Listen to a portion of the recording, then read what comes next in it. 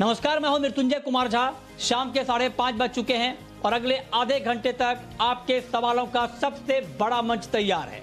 अगर आपने कमोडिटी में ट्रेड किया है या फिर नया ट्रेड करना चाहते हैं, जानना चाहते हैं, समझना चाहते हैं कि आपके लिए कहां पर कमाई के बेहतरीन मौके बनेंगे, तो आप सवाल पूछिए। नंबर आप नोट कर लें जिस नंबर पर आप सवाल पूछ सकते हैं, 022-2300-1634। इसके अलावा आप 022-2300-1635 पर भी अपना सवाल पूछ सकते हैं।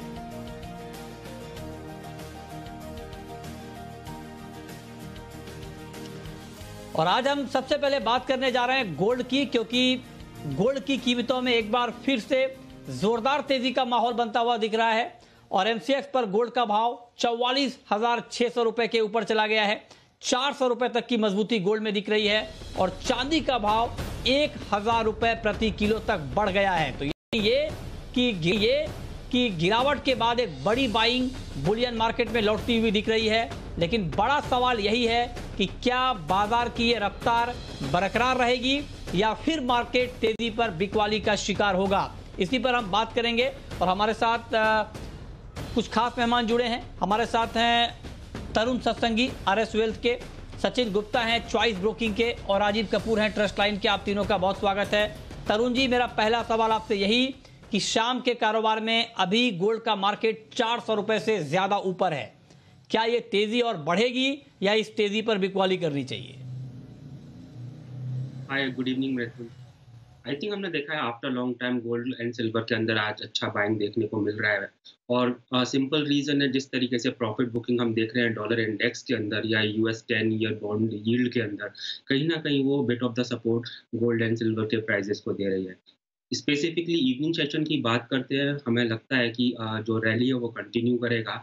मोस्ट लाइकली 44,750 45,000 तक प्राइस देखे जा सकते हैं, अगर इवनिंग में नहीं तो कल तक। कॉमिक्स में भी मुझे लगता है कि 1730 1735 के आसपास प्राइस देखे जा सकते हैं। ओके, राजीव जी, चांदी में क्या किया जाए? 1,000 रुपए तक दाम बढ़ गए हैं चांदी के। क्या इस भाव पर ट्रेड लेना सेफ है या रिस्की है? गुड इवनिंग मृत्युंजय जी। देखिए, चांदी में अभी मुझे लगता है यहाँ से और 400-500 रुपए की और रैली पकड़ सकती है चांदी आराम से। तो थोड़ा करेक्शन आने पे इनफैक्ट 66,500 550 के आसपास दाम आए तो वहाँ खरीदारी करनी चाहिए इसमें। और स्टॉप लॉस थोड़ा सा रिवाइज करना चाहेंगे, इसको हम 66,000 का स्टॉप लॉस भी रख सकते हैं। टारगेट 67,200 से 67,500 के अचीवेबल लगते हैं आने वाले सत्र में। अच्छा, ठीक है, तो ये राय हो गई आपकी चांदी के ऊपर। फटाफट अब बात कर लेते हैं क्रूड की, क्योंकि आप देखिए कि क्रूड में बहुत ही भारी उठापटक का माहौल बना है। कल शुरुआती दौर में तेजी, उसके बाद गिरावट, और आज फिर शुरुआती दौर से मार्केट ऊपर ट्रेड कर रहा है और इस वक्त एमसीएक्स पर कच्चे तेल में करीब करीब 1% की तेजी है। 4800 के ऊपर मार्केट टिका हुआ है। तरुण जी, क्या किया जाए क्रूड में? आई थिंक ऑयल ने काफ़ी अच्छा परफॉर्म किया और हमारा ऐसा मानना है जो कल हुआ था वो वन डे इवेंट था। जिस तरीके से सऊदी अरबिया फैसिलिटी पर अटैक्स संडे को हुआ, आफ्टरवर्ड्स उनकी तरफ से स्टेटमेंट आया कि कोई लॉसेस नहीं हुए हैं, तो सर्टेनली जो गैप अप ओपनिंग और गैप डाउन प्रॉफिट बुकिंग आना था वो एक्चुअली एक लाजमी सी बात थी। बट अभी जिस तरीके से ट्रेंड है, मेरे को ऐसा लगता है कि अभी भी इसके अंदर रैली कंटिन्यू करेगा और जो रन अवे मार्केट है वो आई थिंक अभी सम मोर टाइम देखने को मिलेगा। वैक्सीन रोल आउट के बाद में ये भी माना जा रहा है कि इस साल डिमांड फ्रंट पे हम काफ़ी इम्प्रूवमेंट आते हुए देखेंगे और इसी होप के चलते इस काउंटर में काफ़ी अच्छा रैली देखने को मिला है। वेल, मैं बात करता हूँ, मुझे ऐसा लगता है शॉर्ट टर्म में ऑयल के प्राइस 4900 और इवन 5000 तक आ सकते हैं। डिप्स पे इस काउंटर को बाय करना चाहिए। इवन मेरे को सरप्राइज नहीं होगा WTI NYMEX के अंदर अगर $75 तक आता है आने वाले सेशंस में। तो मतलब ये कि तेल का डबल अटैक चल रहा है। एक तरफ क्रूड ऑयल के दाम बढ़ रहे हैं, दूसरी तरफ एडिबल ऑयल के दाम बढ़ रहे हैं और रिकॉर्ड ऊंचाई पर सोया तेल का भाव, पाम तेल का भाव पहुंच चुका है। सचिन गुप्ता जी, ये बताएं आप कि दूसरे वाले तेल से, मतलब खाने के तेल की कीमतों में कुछ राहत की उम्मीद है या फिर यूं ही बढ़ते रहेंगे दाम जैसे क्रूड ऑयल के दाम बढ़ रहे हैं? गुड इवनिंग मृत्युंजय जी। बिल्कुल, जिस तरीके से क्रूड के दाम हम बढ़ रहे हैं, अच्छी खासी तेजी देखने को मिल रही है। हमें लग रहा है अभी खाने के तेलों में भी कंटिन्यूअसली तेजी का ही माहौल बना रहेगा। अगर क्रूड पाम ऑयल की बात करें तो करीब 1100 के स्तर के आसपास में आज की क्लोजिंग दिखाई दे रही है और हमें लगता है कि डाउन साइड में जो है इमीडिएट सपोर्ट 1050 1030 के आसपास में है। अप साइड पे वापस से एक बार अप साइड का मोमेंटम कंटिन्यू कर सकते हैं करीब 1150 1170 रुपए तक के टारगेट के लिए। अच्छा, ठीक है। तो ये रहा है आपकी कि ऑयल कॉम्प्लेक्स में अभी क्या होने वाला है। आप कह रहे हैं कि और दाम यहां पर बढ़ सकते हैं, इस पर आप नजर रखें। लेकिन चलिए फटाफट सवाल ले लेते हैं कुछ। पंकज गुप्ता इस वक्त हमारे साथ जुड़े हैं मेरठ से। गुप्ता जी नमस्कार, पूछिए क्या पूछना चाहते हैं। Good evening. मैं पूछ रहा था जी, सिल्वर का मेरे पास 67,500 में 2 लॉट है। अब मैं उन्हें रखूं या बेच दूं, क्या करूं? 67,500 में 2 लॉट चांदी में आपकी बाइंग है। क्या सुझाव होगा आपका राजीव जी? क्या इनको अभी रखना चाहिए या निकल जाना चाहिए? मृत्युंजय जी होल्ड करके चलें। मुझे लगता है आराम से इनका जो बाइंग प्राइस है वो आ जाएगा और बाइंग प्राइस के आसपास ये फिर अपना एक्सिट कर सकते हैं। अभी होल्ड करके चलें। चांदी में मुझे लगता है 500-700 रुपए की और तेजी बन सकती है। ओके, अगला सवाल है जैन साहब का, एमपी से हैं। पूछिए जैन साहब, नमस्कार। नमस्ते सर। नमस्ते सर। सर मैंने सर सोयाबीन में सर 51 से 81 में सर 20 टन बाय किया सर अप्रैल का।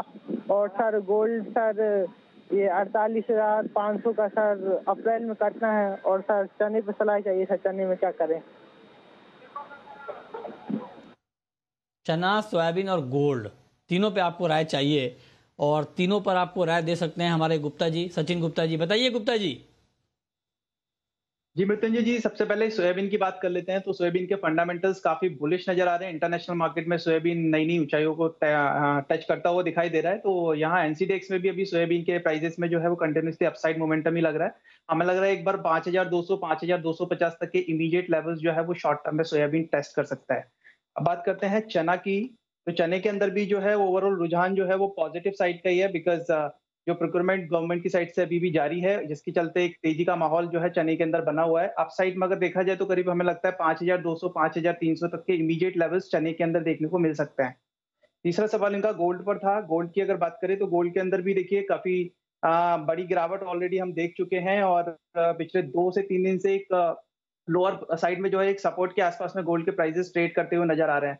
हमें लगता है कि एक बार हायर साइड में अगर गोल्ड के प्राइसेस 44,800 के लेवल्स ब्रेक करते हैं तो एक इमीडिएट अच्छी बड़ी तेजी जो है गोल्ड के अंदर देखने को मिल सकती है, जो कि प्राइस को 45,300 और 45,800 तक के लिए ड्राइव कर सकता है। ओके ओके ओके, ठीक है। चलिए अगला सवाल है कैलाश चंद्र मोदी का। पूछिए कैलाश जी। नमस्कार सर। सर क्रूड में करंट रेट पे अभी लॉन्ग करना ठीक रहेगा क्या?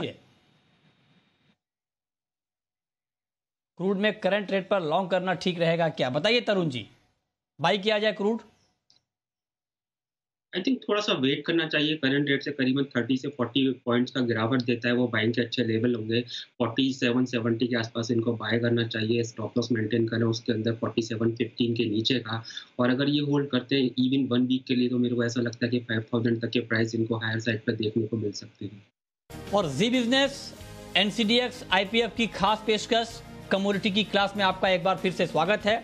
और इस सीरीज के जरिए हम आपको ये बताते हैं कि एग्री मार्केट में क्या कुछ संभावनाएं हैं और एग्री मार्केट की बारीकियों को कैसे आप आसान भाषा में समझ सकते हैं। आज का हमारा मुद्दा है रिस्क मैनेजमेंट, क्योंकि फाइनेंशियल मार्केट के पार्टिसिपेंट्स के लिए रिस्क मैनेजमेंट सबसे अहम माना जाता है। चाहे बॉन्ड, इक्विटी या फिर कमोडिटी बाजार हो, हर सेगमेंट के लिए रिस्क मैनेजमेंट सबसे अहम फैक्टर होता है। तो आखिर ये रिस्क मैनेजमेंट है क्या, हेजिंग है क्या, ये क्यों जरूरी है, इन्हीं बारीकियों पर आज हम बात करेंगे डिटेल में। लेकिन सबसे पहले देखिए ये खास रिपोर्ट। कमोडिटी बाजार में हर पार्टिसिपेंट के लिए रिस्क अलग अलग होते हैं। कंज्यूमर्स और प्रोड्यूसर्स के लिए कीमतों में उतार चढ़ाव की अनिश्चितता सबसे बड़ा रिस्क है। किसानों के लिए मौसम की मार, पैदावार और फिर भाव में गिरावट सबसे बड़ा रिस्क होता है। ऐसे में किसी भी पार्टिसिपेंट के लिए बाजार में उतरने से पहले जोखिम का आकलन करना बेहद जरूरी है, क्योंकि जब एक बार आपने तय कर लिया कि आपको कितना जोखिम लेना है, तभी आप तय कर पाएंगे कि इसे कैसे कम से कम किया जाए। अब ये जानना जरूरी है कि कमोडिटी एक्सचेंज पर मौजूद टूल्स के जरिए हेजिंग कैसे करें। मान लीजिए आप किसान या फिर किसी एग्री प्रोडक्ट के स्टॉकिस्ट हैं। आपने किसी खास एग्री प्रोडक्ट का स्टॉक इस उम्मीद में जमा कर रखा है कि भविष्य में इसके भाव बढ़ेंगे, लेकिन इसमें रिस्क ये है कि अगर कहीं भाव नहीं बढ़ा तो क्या होगा। इस रिस्क को आप वायदा बाजार में मंदी की पोजीशन बनाकर कम कर सकते हैं। इसे हेजिंग कहा जाता है। लेकिन पार्टिसिपेंट के लिए यह समझना बेहद ही जरूरी है कि हेजिंग रिस्क को सिर्फ कम करता है, खत्म नहीं करता। पार्टिसिपेंट्स के लिए बेसिस रिस्क हमेशा बना रहेगा, जो आमतौर पर हेज किए गए पोजीशन में मिसमैच होने की वजह से होता है।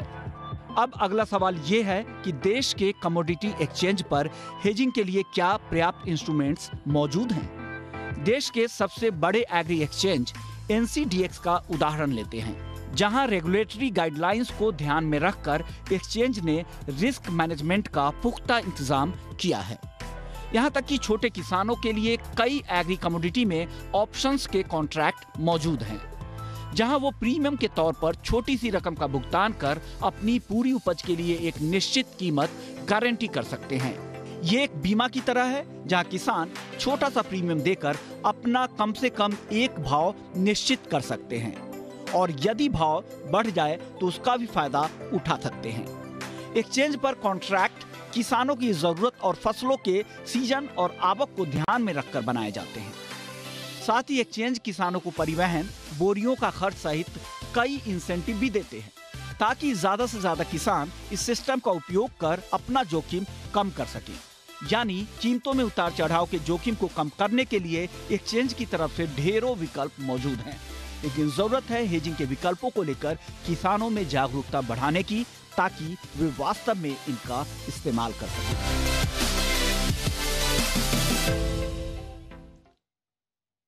तो आपने देखी ये रिपोर्ट। इस रिपोर्ट के जरिए हमने आपको ये बताने की कोशिश की कि कितने पहलू हैं हेजिंग के और रिस्क मैनेजमेंट के, और इसका दायरा कितना बड़ा है। और अब इस पर बातचीत करने के लिए हमारे साथ एक बेहद खास मेहमान जुड़ी हैं। हमारे साथ जुड़ी हैं रजनी पणीकर, VP हैं फिलिप कैपिटल की। बहुत बहुत स्वागत है मैम आपका जी बिजनेस पर। मेरा पहला सवाल आपसे यही होगा, क्योंकि हमारा मकसद ये है कि आसान भाषा में हम अपने दर्शकों को ये बता पाएं कि हेजिंग क्या है, रिस्क मैनेजमेंट क्या है। तो मेरा पहला सवाल आपसे यही कि हेजिंग रिस्क मैनेजमेंट है क्या, और एग्री कमोडिटी में रिस्क मैनेजमेंट की कितनी अहमियत है। एग्री कमोडिटीज के ट्रेडर हो या आप एग्री कमोडिटीज प्रोड्यूस करते हो, जैसे फार्मर हो, तो ये एग्री कमोडिटीज की जो प्राइस में ऊपर नीचे होने के कारण जो या तो ट्रेडर का प्रॉफिट या तो फार्मर का इनकम में जो फ्लक्चुएशन होता है, इसको किस तरह से हम मिनिमाइज कर सके, इसी प्रोसेस को हेजिंग या प्राइस रिस्क मैनेजमेंट बोलते हैं। उसके लिए इंस्ट्रूमेंट्स होते हैं कमोडिटी एक्सचेंजेस पर, या सर्टेन बैंक्स भी इसके कुछ फॉरवर्ड्स करके जो इंस्ट्रूमेंट्स होते हैं, ये सारे इंस्ट्रूमेंट्स थ्रू आप प्राइस रिस्क मैनेजमेंट या हेजिंग ऑफ एग्री कमोडिटीज कर सकते हैं। बिकॉज एग्री कमोडिटीज में भी बहुत वॉलेटिलिटी होती है। एग्री कमोडिटीज बाय नेचर उसमें प्राइस के अलावा भी बहुत सारे रिस्क होते हैं, जैसे प्रोडक्शन में रिस्क हो सकता है, वेदर खराब हो सकता है, स्टोरेज में लॉसेस हो सकते हैं, थेफ्ट हो सकता है। तो ये सब नेचर है एग्री कमोडिटीज का, और उसके ऊपर उसका प्राइस फ्लक्चुएशंस के कारण भी काफी फार्मर इनकम या ट्रेडर्स के प्रॉफिट मार्जिन्स में फर्क पड़ सकता है। इसलिए काफी इंपॉर्टेंट है हेजिंग या price risk management agree commodities के लिए।